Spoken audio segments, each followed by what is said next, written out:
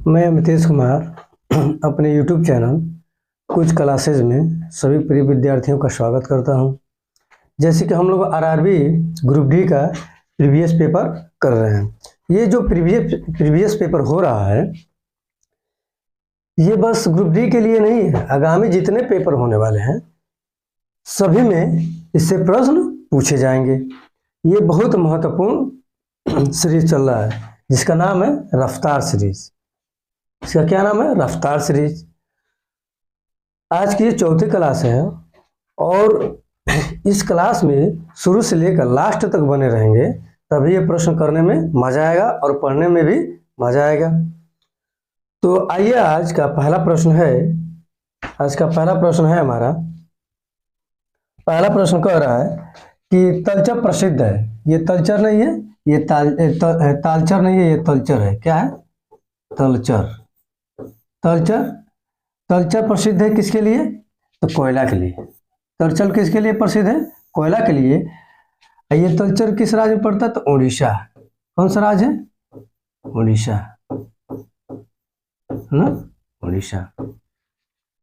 अब थोड़ा सा इस्पात पे बात कर लिया जाए। जो इस्पात संयंत्र, देश का पहला लौह इस्पात कारखाना, देश का पहला कौन सा? पहला लौह इस्पात कारखाना, लौह इस्पात कारखाना, है ना? कहाँ? आसनसोल, पश्चिम बंगाल। कहाँ पे?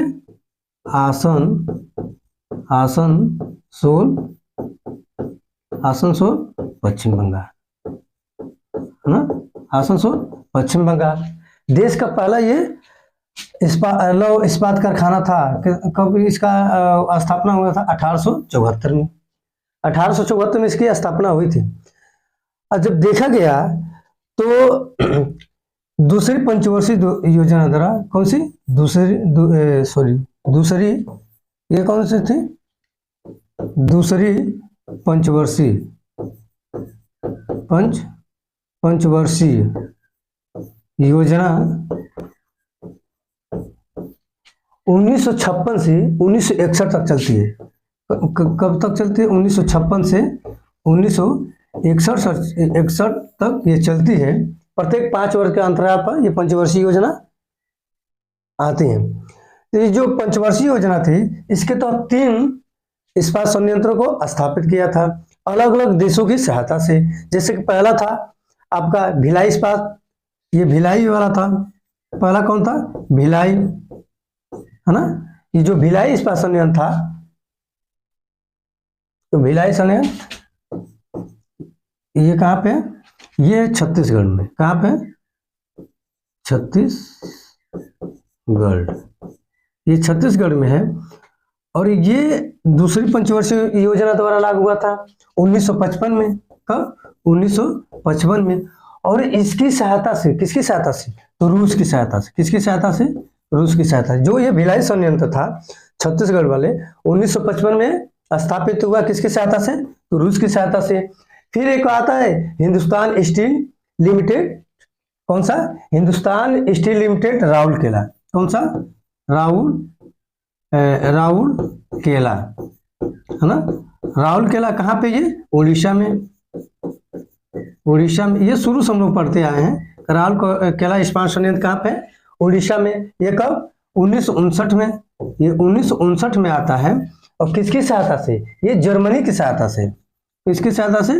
जर्मनी की सहायता से, है ना? ये जो राउरकेला इस्पात संयंत्र है उड़ीसा का, ये जर्मनी की सहायता से 1959 में स्थापित किया जाता है।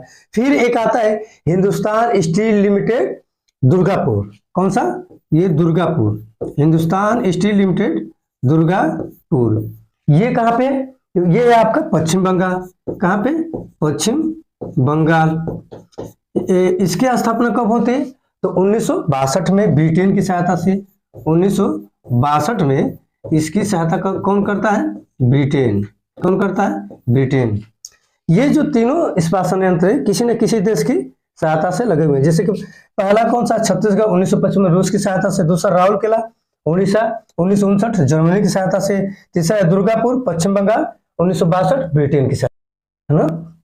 ये दुर्गापुर पश्चिम बंगाल 1962 ब्रिटेन की सहायता से। ये थोड़ा सा शुद्धवर्तनी इसको कर लीजिए, साला भिलाई इसे नहीं है, इसको कर लीजिएगा ये भिलाई,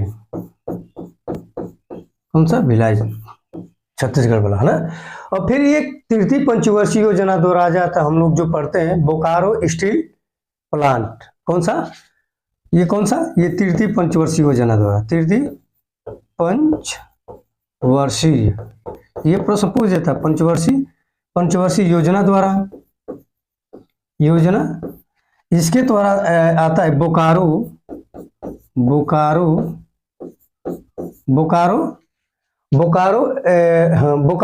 स्टील प्लांट 1966 में रूस की सहायता से। ये कब 1966 में किसकी सहायता से, तो ये रूस की सहायता से। जो बोकारो स्टील प्लांट है 1966 रूस की सहायता से इसको क्या कहा जाता है, स्थापित किया जाता है, जो कि बोकारो कहाँ पे, ये झारखंड में, कहाँ पे, झारखंड में। क्लियर हुआ।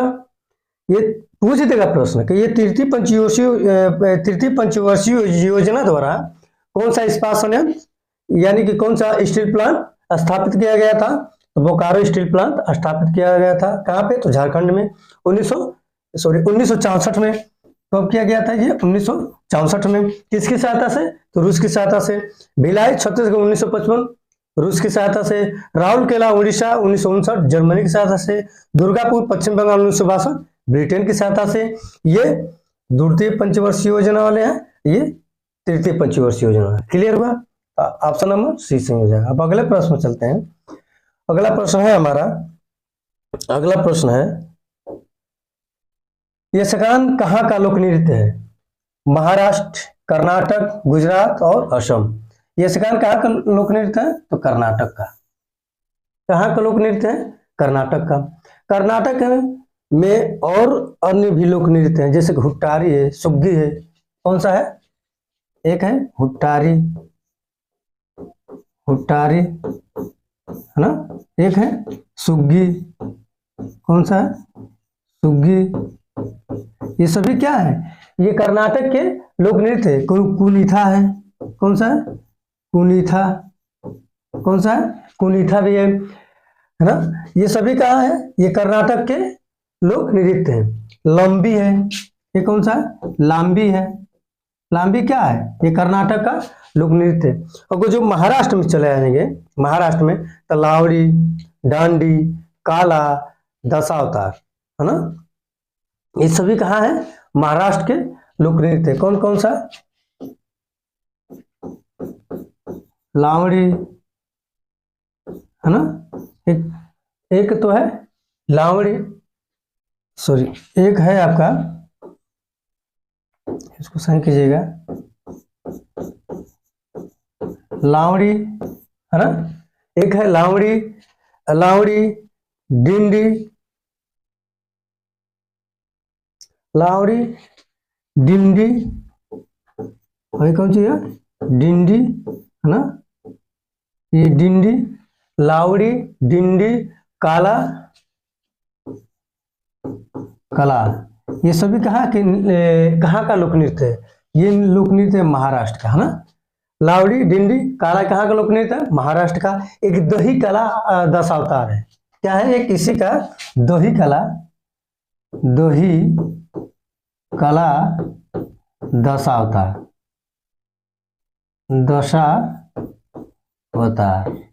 ये भी कहाँ है, तो महाराष्ट्र का है। ये भी कहाँ है, महाराष्ट्र का। ये सभी क्या है, लोक नृत्य है। और गुजरात पे आ जाएंगे, गुजरात हो जाए गरबा, है ना। फिर हो गया डांडिया, फिर कौन से, डांडिया, है ना, गरबा, डांडिया, टिप्पानी। कौन सा है, टिप्पानी है। ये टिप्पानी, गरबा, डांडिया, टिप्पानी बहुत महत्वपूर्ण है। टिप्पानी बार बार पूछा जाता है। जुरीन है, कौन सा है, जुरीन, सॉरी कौन सा है, ये जुरीन है, जुरीन। ये सभी कहाँ है, ये सभी गुजरात के लोक नृत्य है। फिर असम में आ जाएगा, तो असम का बहुत प्रचलित है एक सत्रिया। कौन सा है? सत्रिया है, फिर बागुरुखा है, फिर भुरताल है, कौन सा है? बिहू है, बिहू है, फिर आपका ये बागुरुखा है, बागुरुखा। ये बहुत महत्वपूर्ण है, इसको आप लोग नोट कर लीजिए अपने कॉपी में। असम का सत्रिया, बिहू, बागुरुखा, ये सभी कहाँ है? असम के लोक नृत्य है। अर्थात यक्षगान कहाँ का? कर्नाटक का। ऑप्शन नंबर बी सही होगा। अब अगले प्रश्न चलते हैं। अगला प्रश्न है हमारा एफिल टावर। कौन सा? Eiffel tower. एफिल टावर कहाँ स्थित है? तो ये सिडनी, पेरिस, मॉस्को और एथेंस, है ना। तो ये कहाँ पे स्थित है? पेरिस में। एफिल टावर कहाँ पे स्थित है? पेरिस में। अगर यहीं पे पूछ देगा ओपेरा हाउस, है ना, ओपेरा हाउस कहाँ पे? तो सिडनी में। ओपेरा हाउस ये कहाँ पे? तो सिडनी में, है ना। ओपेरा हाउस कहाँ पे? तो सिडनी में है। फिर झुकी हुई मीनार कहाँ पे? तो इटली में है। झुकी हुई मीनार पूछ दे, ये प्रश्न बार बार, ये ग्रुप डी के बहुत मतलब प्रचलित प्रश्न है। ये ग्रुप डी में बार बार ये प्रश्न पूछे जाते हैं, है ना। ओपेरा हाउस कहाँ पे? सिडनी में है। झुकी हुई पिरामिड कहाँ पे? तो मिस्र में है। अब जो पिरामिड पूछ देगा, पिरामिड, पिरामिड कहाँ का है? तो मिस्र में है। पिरामिड कहाँ पे? मिस्र में है ना। ये सब प्रश्न पूछे जाते हैं। पिरामिड में। स्टैचू ऑफ लिबर्टी कहाँ पे? तो न्यूयॉर्क में है। झुकी हुई मीनार कहाँ पे? तो इटली में है। इंपीरियल पैलेस कहाँ पे? तो ये है टोक्यो में, है ना। ये प्रश्न पूछे जाते हैं, अर्थात ऑप्शन नंबर बी सही हो जाएगा। कैफिल टावर कहाँ पे? तो पेरिस में। अगले प्रश्न चलते हैं। अगला प्रश्न है हमारा तेलंगाना। तेलंगाना राज्य में लोकप्रियता से निम्नलिखित में से कौन सा नृत्य रूप किया जाता है ना। ऑप्शन नंबर ए दिया है भारतनाट्यम, ऑप्शन नंबर बी दिया Sattriya, option number D C दिया है पेरिना तंदवोम, है ना, Perini Tandavam. Option number D दिया है मोहिनीअट्टम। तो जो तेलंगाना राज्य का लोक नृत्य है, जो तेलंगाना राज्य का लोक नृत्य है, ये पेरिना तांडवम, तंदवोम, है ना। ऑप्शन नंबर सी सही हो जाएगा। भारतनाट्यम कहाँ का है? मोहिनीअट्टम कहाँ का है? और सत्रिया कहाँ का है ना। भारतनाट्यम, मोहिनीअट्टम और सत्रिया, ये कहाँ का है? भारतनाट्यम। ये जो सत्रिया है, जो सत्रिया है, ये कहाँ का है? असम का। अभी बताए हैं, है ना। भारतनाट्यम तमिलनाडु, है ना। मोहिनीअट्टम, मोहिनीअट्टम कहाँ का है? मोहिनीअट्टम तो ये केरल, कहाँ का है? केरल का। क्लियर हुआ? भारतनाट्यम कहाँ का है? भारतनाट्यम कहाँ का है? तो तमिलनाडु का। सत्रिया कहाँ का है? असम का। और मोहिनीअट्टम कहाँ का है? केरल का। क्लियर हुआ? और ये पेरिना तंदोम कहाँ का है? तो तेलंगाना राज्य का लोकप्रिय नृत्य है, अर्थात ऑप्शन नंबर सी सही हो जाएगा। अब अगले प्रश्न चलते हैं। अगला प्रश्न है हमारा रेगिस्तान से है। प्रश्न कह रहा है रेगिस्तान मरुस्थल कहाँ स्थित है? रेगिस्तान मरुस्थल कहाँ पे स्थित है? तो ऑप्शन नंबर ए दिया है अफगानिस्तान, यहाँ पे ए दिया है। ऑप्शन नंबर बी दिया है पाकिस्तान, ऑप्शन नंबर सी दिया है नेपाल, ऑप्शन नंबर डी दिया है भारत। तो रेगिस्तान मरुस्थल जो है वो है अफगानिस्तान में। कहाँ स्थित है? ऑप्शन नंबर ए सही हो जाएगा, अफगानिस्तान में। अब ये ना पूछ दे कि बहुत तो लड़के मार देते हैं कि रेगिस्तान मरुस्थल कहाँ पे है, तो भारत में। जैसे कि उन लोग के माइंड में शुरू से सेटअप हो गया है कि रेगिस्तान का जहाज किसे कहा जाता है, तो ऊंट को कहा जाता है। रेगिस्तान का जहाज किसे कहा जाता है, तो ऊंट को कहा जाता है। तो उसी तौर पे वो अपने दिमाग में बैठा ले कि रेगिस्तान मरुस्थल भारतीय में होगा, लेकिन ये कहाँ का है? अफगानिस्तान का है। क्लियर हुआ? पाकिस्तान और प्लस भारत में दोनों को मिलाकर एक रेगिस्तान है जिसको कहा जाता है थार का रेगिस्तान। थार का रेगिस्तान, ये दोनों का सम्मिलित है ना। थार का रेगिस्तान भारत और पाकिस्तान, है ना। थार का रेगिस्तान भारत और पाकिस्तान, ये लगभग 260 किलोमीटर वर्ग स्क्वायर में ये फैला हुआ है ना। 260 किलोमीटर वर्ग में ये फैला हुआ है ना। यानी कि ये 2,60,000 वर्ग किलोमीटर में फैला हुआ है। 260 इसको मत पढ़िए, 2,60,000 किलोमीटर वर्ग में ये फैला हुआ है। कौन सा? थार का रेगिस्तान, थार का रेगिस्तान। फिर आता है दस्ते ए लुक, ये प्रश्न बहुत पूछा जाता है। दस्ते ए लुट, दस्ते लुट कहाँ का है? ईरान का। दस्ते लुट कहाँ का है? ईरान का ये रेगिस्तान है। फिर आ जाता है आपका दस्ते लुट है, फिर है आपका काजिल कूलम है। कौन सा है? काजिल कूलम, काजिकुलम रेगिस्तान है, रेगिस्तान। ये कहाँ का है? तो ये है आपका ये है आपका उज्बेकिस्तान और तजाकिस्तान। कौन सा? उज्बेकिस्तान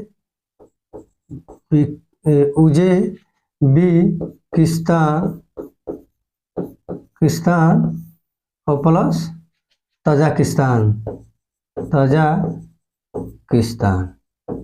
यानी कि ये दो देशों में फैला हुआ है। जैसे थार का जो मरुस्थल है भारत और पाकिस्तान में फैला हुआ है, वैसे ही काजिलकुलम रेगिस्तान है उज्बेकिस्तान और तजाकिस्तान में फैला हुआ है। क्लियर हुआ? एक है मोजाब मरुस्थल है, ये बहुत महत्वपूर्ण है। मोजाब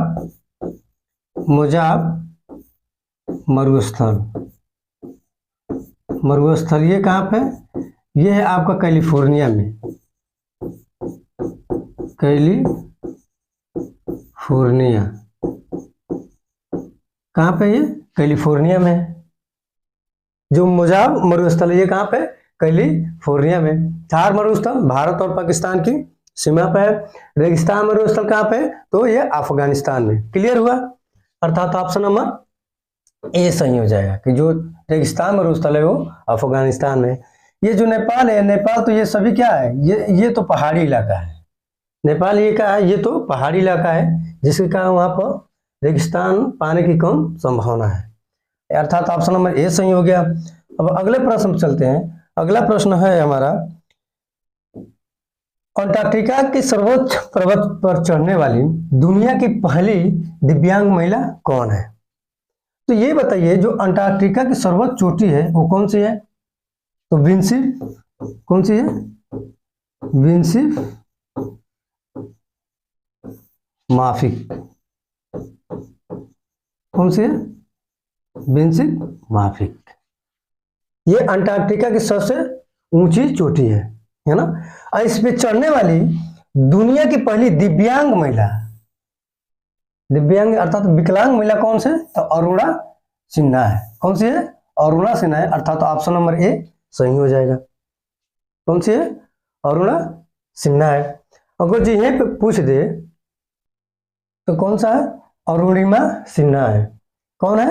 अरुणिमा सिन्हा है। और अंटार्कटिका की सर्वोच्च पर्वत चोटी कौन सी है? तो विंसिफ माफिक है। दो प्रश्न मिला यहाँ पे। अगर जी यहीं पे पूछ दे माउंट एवरेस्ट पे, माउंट एवरेस्ट, एवरेस्ट पर फतह करने वाले कौन थे पहली बार? यानी कि माउंट एवरेस्ट पर चढ़ने वाले प्रथम कौन थे? माउंट एवरेस्ट पर चढ़ने वाले प्रथम व्यक्ति, है ना। ये कौन थे? एक थे तो न्यूजीलैंड का, एक कौन थे? एक न्यूजीलैंड का और एक नेपाल के, है ना। एक न्यूजीलैंड के थे और एक नेपाल के थे। तो जो न्यूजीलैंड के थे वो थे सर एडमंड हिलेरी, है ना। सर एडमंड हिलेरी और तेंजिंग तेनजिंग शेरपा, ये जो थे ये नेपाल के थे, ये नेपाल के थे और ये न्यूजीलैंड के, ये कहाँ के थे? न्यूजीलैंड के थे। ये पूछ देगा सर एडम हिलरी कहाँ के थे? तो न्यूजीलैंड के थे। तेनजिंग शेरपा कहाँ के थे? तो नेपाल के थे। ये कब विजय प्राप्त किए थे इसमें? माउंट एवरेस्ट पे कब विजय प्राप्त किए थे? तो 29 मई 1953 को। कब? 29 मई 1953 को। टाइम भी देता है 11:30 बजे, है ना। तो माउंट एवरेस्ट पर चढ़ने वाले प्रथम व्यक्ति कौन थे? सर एडमंड हिलेरी और Tenzing Sherpa. Sir Edmund Hillary New Zealand के थे और तेनजिंग शेरपा कहाँ के थे? नेपाल के थे, है ना। ये 29 मई 1953 को। तेनजिंग नॉर्वे है, ये सॉरी ये शेरपा नहीं, शेरपा कह सकते हैं, लेकिन ये तेनजिंग क्या है? नॉर्वे है। तेनजिंग क्या है? नॉर्वे है। तेनजिंग क्या है? नॉर्वे है। तो ये नेपाल के थे। क्लियर हुआ? अब जो भारत के पर्पस में पूछ दे कि माउंट एवरेस्ट पर चढ़ने वाले प्रथम भारतीय कौन थे? तो कर्नल अवतार एस थे। कौन थे? कर्नल अवतार एस चीमा। कौन थे? कर्नल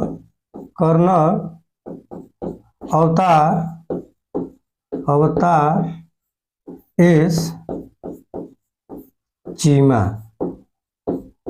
ये प्रथम भारतीय थे जो माउंटेन एवरेस्ट पर क्या किए थे?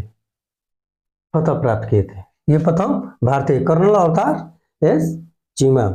अर्थात ऑप्शन नंबर ए सही हो जाएगा। अरुणिमा सिन्हा, जो अंटार्कटिका की सर्वोच्च चोटी विंसी माफी पर दुनिया की पहली दिव्यांग महिला थी जो इस पे फतह प्राप्त की थी। अगला प्रश्न है हमारा। अगला प्रश्न है निम्नलिखित में से किसने दीन ए इलाही धर्म की स्थापना की थी? निम्नलिखित में से किसने दीन ए इलाही धर्म की स्थापना की थी? प्रश्न कह रहा है निम्नलिखित में से किसने दीन ए इलाही धर्म की स्थापना की थी? किसने की थी? अरे 2 बार किसने है? निम्नलिखित में से किसने दीन ए इलाही धर्म की स्थापना किसने की थी? बहुत विडंबना वाला प्रश्न है, 2 वाला कहां से आ गया, है ना। निम्नलिखित में से किसने दीन ए इलाही धर्म की स्थापना की थी? ये नहीं है ना, दीन ए इलाही। कौन सी? दीन ए इलाही। ऑप्शन नंबर ए दिया है अकबर, ऑप्शन नंबर बी दिया है शाहजहां, ऑप्शन नंबर डी दिया है जहांगीर और ऑप्शन नंबर डी दिया है बाबर। तो दीन ए इलाही धर्म की स्थापना ये आपका अकबर किए थे। कौन किया था? अकबर किया था 1582 ईस्वी में। कब किए थे ये किए थे 1582 में। दीन ए इलाही धर्म की स्थापना कब हुआ था? 1582 में। अकबर द्वारा 2 महत्वपूर्ण युद्ध को जरूर याद रखिएगा। एक तो पानीपत की दूसरी लड़ाई और एक हल्दी घाटी की लड़ाई, है ना। कौन सा है? पानीपत की दूसरी लड़ाई। दूसरी लड़ाई मत लिखिए, इसको युद्ध लिखिए। दूसरा युद्ध लिखिए, है ना। पानीपत का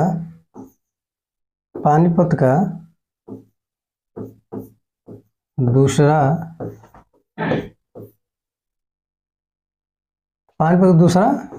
युद्ध, है ना। पानीपत का जो दूसरा युद्ध था, क्या पानीपत का दूसरा युद्ध 5 नवंबर 1956। कब?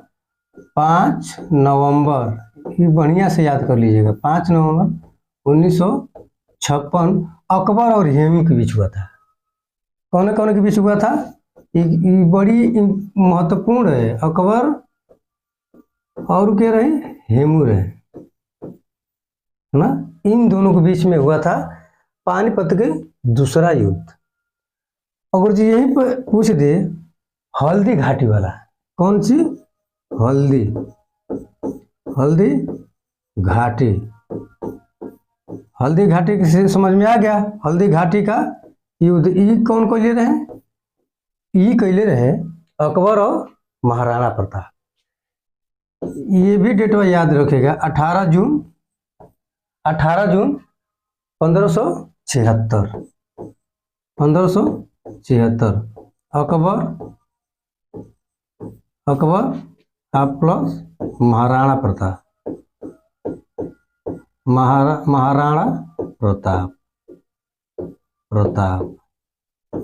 इन दोनों लड़ाइयों में अकबर ही विजय हुआ था। इन दोनों लड़ाई को विजय कौन हुआ था? अकबर।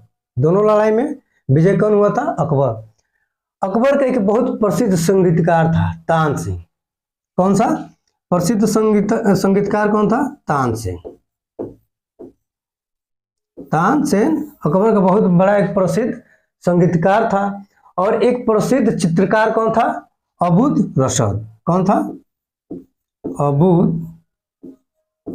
रसद कौन था? ये संगीतकार था तानसेन, संगीतकार, और ये था चित्रकार। ये प्रश्न कई बार पूछा गया, चित्रकार, है ना। ये चित्रकार थे अबूद रसद और तानसेन संगीतकार थे। अगर जिनकी कालक्रम की बात किया जाए तो पहले बाबर, उसके बाद हुमायूं, उसके बाद अकबर, उसके बाद जहांगीर, उसके बाद शाहजहां, उसके बाद औरंगजेब। ये मुगल काल के क्रम है। ये क्रम से थोड़ा इसको लिखना चाहे तो आप लिख लीजिएगा। बाबर, ये बाबर हुआ, है ना। और बाद से आगे ना हुमायूं,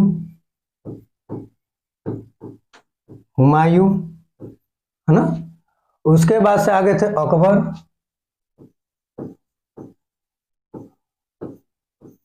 आगे। अकबर के बाद से आगे कौन? जहांगीर,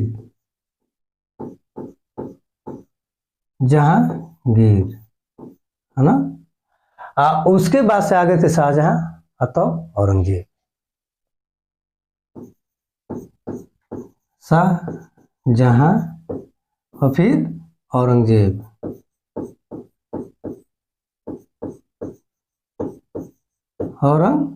औरंगजेब अपनी जेब भरने के लिए आए थे। क्लियर हुआ?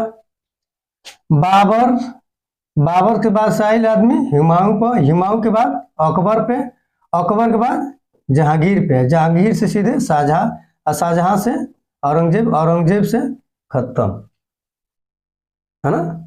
औरंगजेब से खत्म, है ना। तो इनका जो कार्यकाल था बाबर का 1526 से 1530 तक था। कब रहे? 1526 से 30 तक। ये खूब लड़ाई लड़ना उस समय, है ना। पानी पियाना, खाना खाना, वही समय लड़ाई हुआ था। खानवा का युद्ध, पानीपत का प्रथम युद्ध, ना, उसी समय घाघरा का युद्ध, उसी समय ये हुआ था। फिर से हुमायूं को देख लिया जाए कि इनका ये 1530 से, अरे 1526 से 30 पे जा खत्म हो गया ना, आई 1556 पे आ गए ना। हुमायूं को कहाँ पे आ गए? 1556।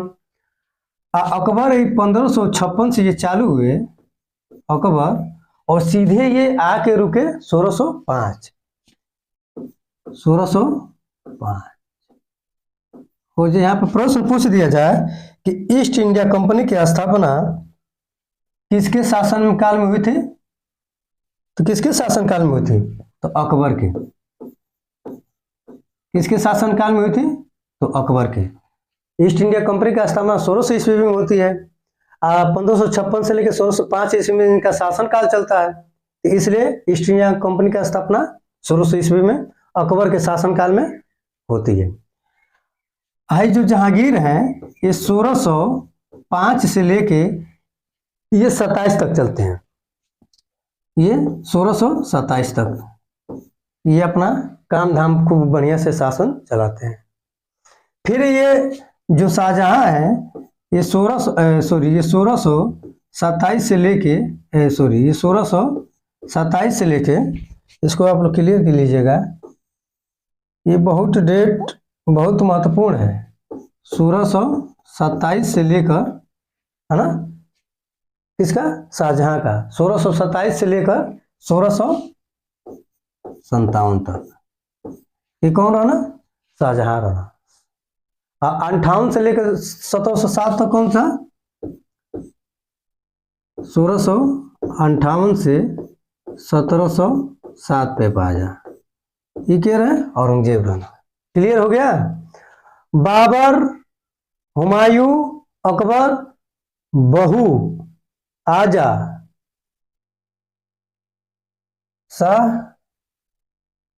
शाह रंग दे। याद करना हो तो बहू आजा शाह रंग दे, बहू आजा शाह रंग दे। बाबर, हुमायूं, अकबर, जहांगीर, शाहजहां, औरंगजेब। बाबर, हुमायूं, अकबर, जहांगीर, शाहजहां, औरंगजेब। ये इनका क्रम हुआ, है ना। तथा दीन इलाही की स्थापना कौन किए थे, अकबर किए थे। जजिया कर को भी यही समाप्त किया था, जजिया कर को यही समाप्त किए थे लगभग 1564 ईस्वी में। कौन किया था, तो अकबर किए थे, है ना। अर्थात ऑप्शन नंबर ए सही होगा। अब अगले प्रश्न में चलते हैं। अगला प्रश्न है हमारा, भारतीय संविधान में कुल कितने अनुसूचियां हैं। भारतीय संविधान में कुल कितने अनुसूचियां हैं, तो ऑप्शन नंबर बी सही हो जाएगा, 12 अनुसूचियां हैं। अगर जो प्रश्न पूछ दे कि भारतीय मूल संविधान में कुल कितनी अनुसूचियां थी, है ना, मूल संविधान में कौन, यहां पे लिखिएगा मूल संविधान,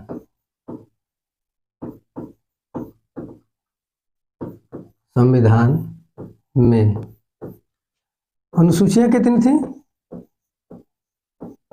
अनुसूचियां कितनी थी, मूल संविधान की बात कीजिए तो 8 थी।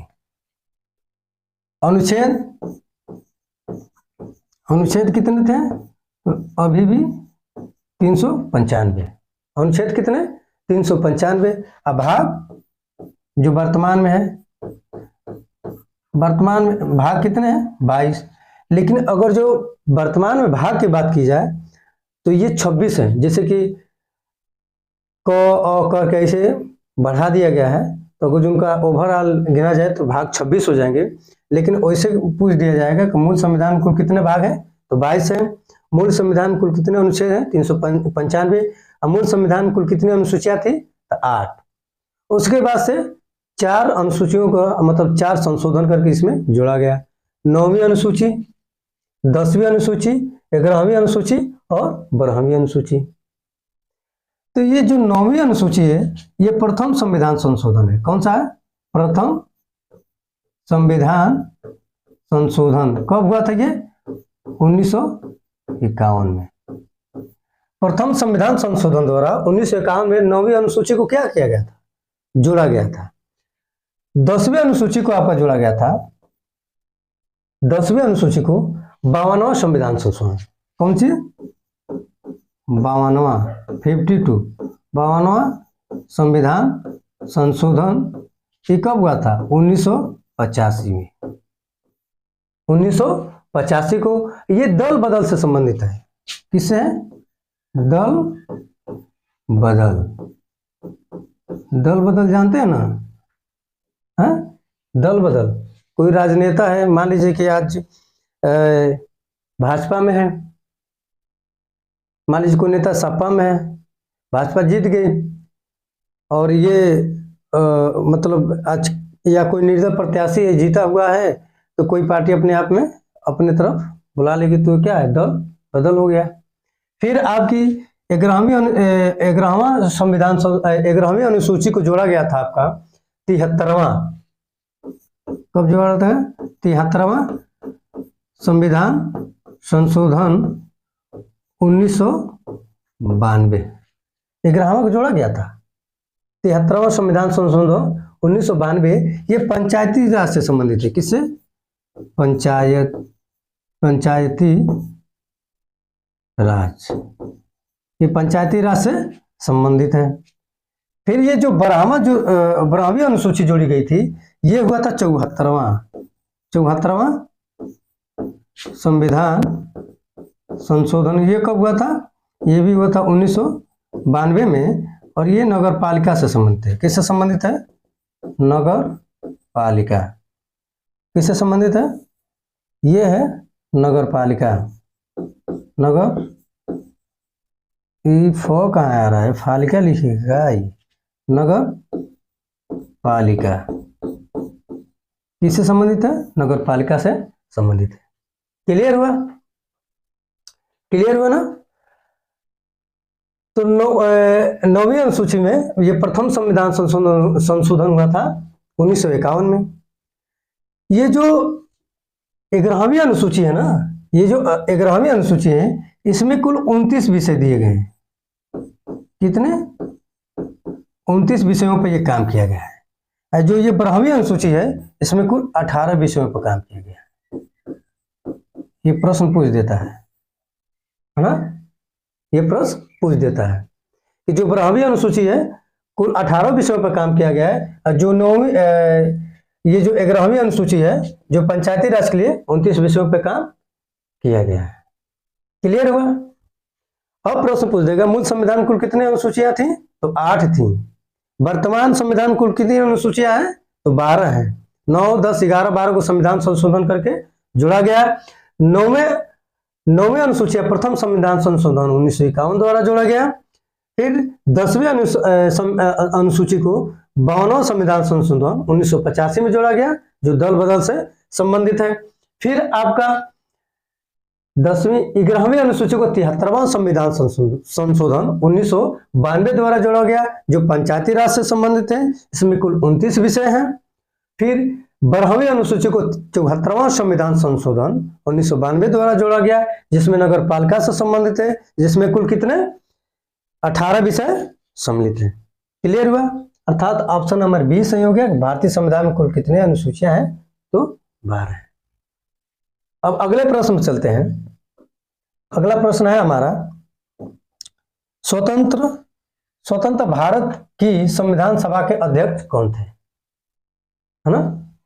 स्वतंत्र भारत की संविधान सभा के अध्यक्ष कौन थे? हाँ, तो प्रश्न कर रहा है, स्वतंत्र भारत की संविधान सभा का अध्यक्ष कौन थे? है ना? कौन थे? है ना?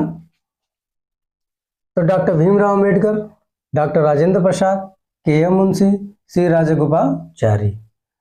तो स्वतंत्र भारत के संविधान सभा के अध्यक्ष डॉक्टर राजेंद्र प्रसाद थे। कौन थे? डॉक्टर राजेंद्र प्रसाद थे।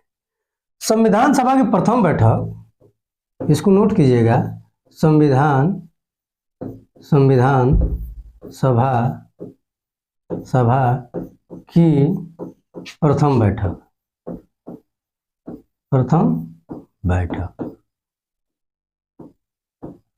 ये कब होता है? तो 9 दिसंबर 1946 को। 9 दिसंबर 1946 को ये जो प्रथम संविधान सभा की प्रथम बैठक होती है 9 दिसंबर 1946 को, इसमें अस्थायी रूप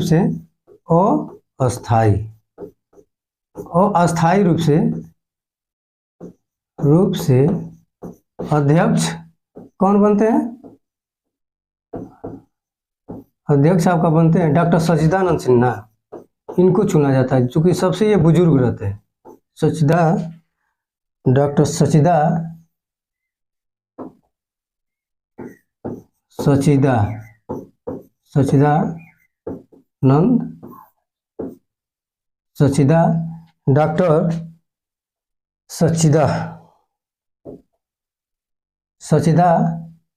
इसको क्लियर कीजिएगा।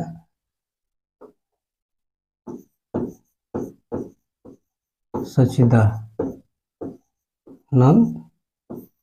सिन्हा, है ना? सच्चिदानंद सिन्हा थे। फिर एक बैठक होती है 11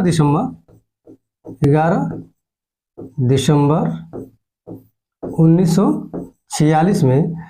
इनमें अस्थायी रूप से अध्यक्ष किसको चुना जाता है? तो डॉक्टर राजेंद्र प्रसाद को अस्थायी रूप से इसमें अध्यक्ष बनाया जाता है।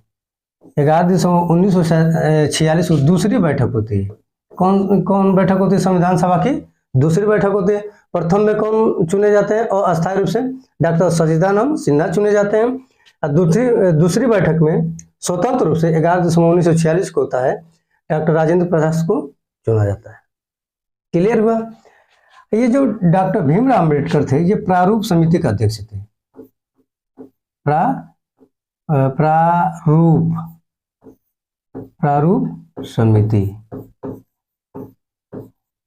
प्रारूप समिति के अध्यक्ष थे ये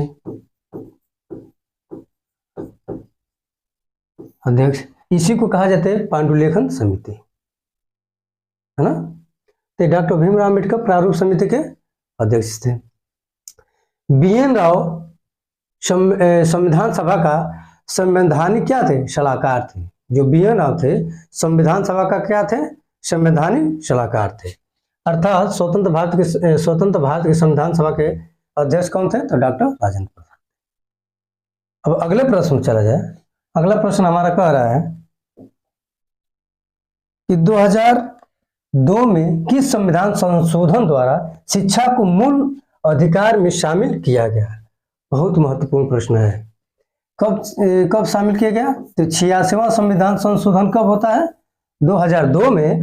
और इसमें 6 से 14 वर्ष के बच्चों को निःशुल्क शिक्षा की व्यवस्था की जाती है। कितना, 6 से 14 वर्ष के बच्चों को निःशुल्क, कौन से भैया, फ्री में निःशुल्क शिक्षा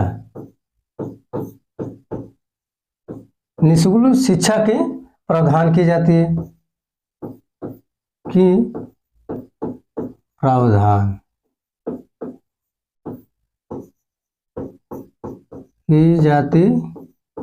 है, है ना। यानी कि निःशुल्क शिक्षा की क्या की जाती है, प्रावधान की जाती है 6 से 14 वर्ष के बच्चों के लिए, है ना। ये जो 84वां संविधान संशोधन है, 84वां संविधान संशोधन, ये लोकसभा तथा विधानसभाओं की सीटों में, है ना, सीटों की संख्या में 2026 तक 9 परिवर्तन के प्रावधान किया गया है, बात की गई है। कौन सा, लोकसभा, है ना। ये कब होता है, पहले तो ये 2001 में होता है। ये संविधान संशोधन कब होता है, 84वां 2001 में होता है। इसमें लोकसभा तथा विधानसभाओं की सीटों की, लोकसभा तथा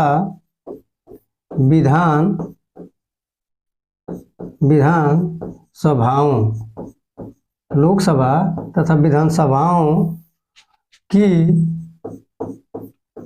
सीटों की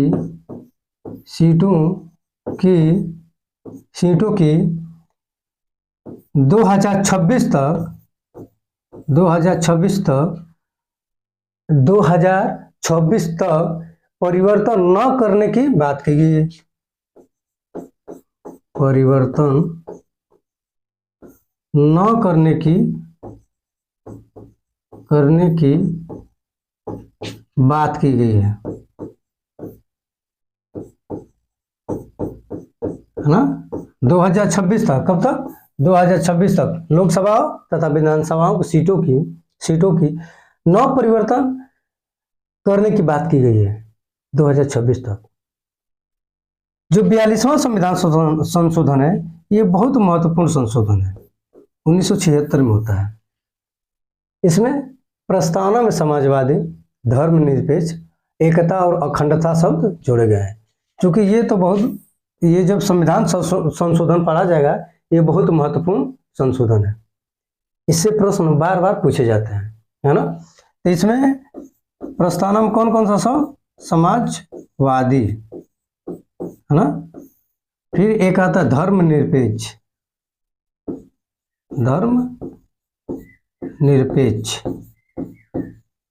और फिर एक शब्द आता है एकता और अखंडता, एकता और अखंडता। अखंडता सब जोड़े गए, जोड़े गए। क्लियर हुआ? जो 42वां संविधान संशोधन है, इसमें समाजवादी, धर्मनिरपेक्ष और एकता और अखंडता सब जोड़े गए। अर्थात प्रश्न के हिसाब से ऑप्शन नंबर ए सही हो जाएगा कि 86वां संविधान संशोधन 2002 में होता है। इसमें 6 से 14 वर्ष तक के बच्चों को निःशुल्क शिक्षा देने की बात की गई है या प्रावधान किया गया है। तो आज की क्लास यहीं पर समाप्त की जाती है। थोड़ा सा दुख की बात यह है कि हमारे चैनल को थोड़ा सा आप लोग शेयर कीजिए, लाइक सब्सक्राइब कीजिए और थोड़ा बढ़िया बढ़िया कमेंट से भर दीजिए। थोड़ा सा हमारे चैनल को शेयर करेंगे तो थोड़ा पढ़ाने में भी हम लोग का थोड़ा सा मन लगेगा और बढ़िया से बढ़िया आप लोग के सामने परफॉर्मेंस किया जाएगा प्रश्नों के साथ। अच्छे से अच्छे प्रश्न लिए जाएंगे जिससे आपका सिलेक्शन हो सके। तो आप हमारा मनोबल बढ़ाएंगे तो हम आप लोग का मनोबल बढ़ाएंगे। तो आज की क्लास यहीं पर समाप्त कीजिए। थैंक यू सो मच, धन्यवाद।